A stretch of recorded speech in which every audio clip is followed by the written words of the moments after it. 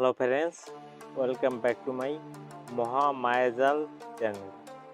বরাবরের মতো ইসলাম প্রিয় ভাইদেরকে জানাচ্ছি আসসালামু আলাইকুম, হিন্দু ভাইদেরকে নমস্কার। তো ফ্রেন্ডস, আমরা আসলে প্রতিদিন অনেক রকমের ভিডিও দিই।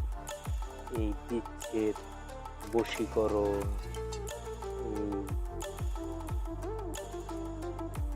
কাউকে বশ করা, কাউকে নিজের নিয়ন্ত্রণে রাখা, কাউকে করা, শত্রু দমন করা। কিন্তু বৃদ্ধ যারা আছে তাদেরকে নিয়ে কি কিছু ভিডিও করা যায় না?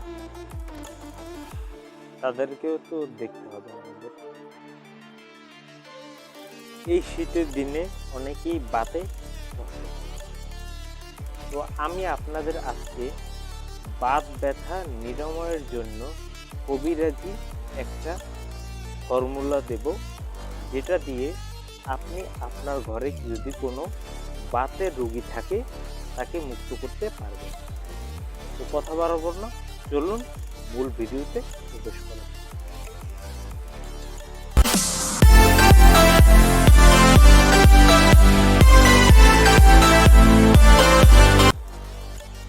ফ্রেন্ডস, ফিরে আসলাম একটা ইন্টুর পর। দেখুন, বাত একটা এমন একটা জিনিস, যখন আমরা এখন ইয়ং আছি, আমরা বুঝি না। যখন বৃদ্ধ হয়ে যায় মানুষ, তখন সে বোঝে যে কত কষ্ট। আমাদের প্রত্যেকটা শিরায় যে চাপ লেগে অনেক সময় রক্ত জমাট বেঁধে থাকে, সেখান থেকে ব্যথা হয়। সেই কষ্ট একমাত্র মুরব্বীরাই বোঝে, আমরা বুঝি না। কিন্তু আপনাদের বাড়িতেও দেখেন অনেক মানুষ আছে যারা বাত ব্যথায় ভুগতেছে। বাত ব্যথা নিরাময় করার জন্য কবিরাজি চিকিৎসা আজকে দিচ্ছি। আপনারা ধৈর্য ধারণ করে সম্পূর্ণ নোট করে নেবেন। ভিডিওটা সুন্দর করে আস্তে আস্তে শুনবেন। হেডফোন লাগিয়ে প্রয়োজনে শুনে লিখে লিখে ব্যবহার করবেন। ইনশাল্লাহ আপনাদের যাদের বাত ব্যথা প্রচুর পরিমাণে কাজ হবে। তো দেরি করব না, ফর্মুলাগুলো বলি। আপনাকে প্রথমে সংগ্রহ করতে হবে 500 গ্রাম খাঁটি সরিষার তেল। খাঁটি তো আর পাওয়া যায় না, যতটুকু খাঁটি সম্ভব ততটুকু কিনবেন। 500 গ্রাম অর্থাৎ আধা কেজি। গোলমরিচ কিনবেন 10 টাকা, 10 টাকার গোলমরিচ। দারচিনি কিনবেন 25 গ্রাম।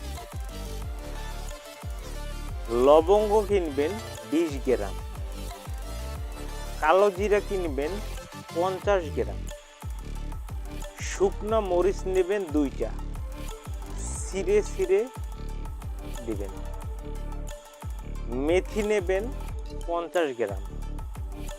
ত্রিফলা হচ্ছে আমলকি, হরতকি, বহেরা। আমলকি 100 গ্রাম, হরতকি 100 গ্রাম, বহেরা 100 গ্রাম। যেটা শুকনোটা লাগবে, কিন্তু কাঁচাটা হলে হবে না। আর যে পান পাতা, যে পান আমরা খাই, সেই পান নেবেন 10টা পাতা নেবেন পানের। রসুন নেবেন 25 গ্রাম। কত গ্রাম রসুন? 25 গ্রাম। আদা 50 গ্রাম। এই সব আপনি সরিষার তেলের ভিতরে সব আপনি একটা পাত্রে রেখে দিবেন। এক রাত এটা চুবানো থাকবে। তারপরের দিন অল্প হিটে জ্বালিয়ে সব কিছুকে সুন্দর মতো করে আপনি ওইটা থেকে আপনি একটা তেল বের করবেন।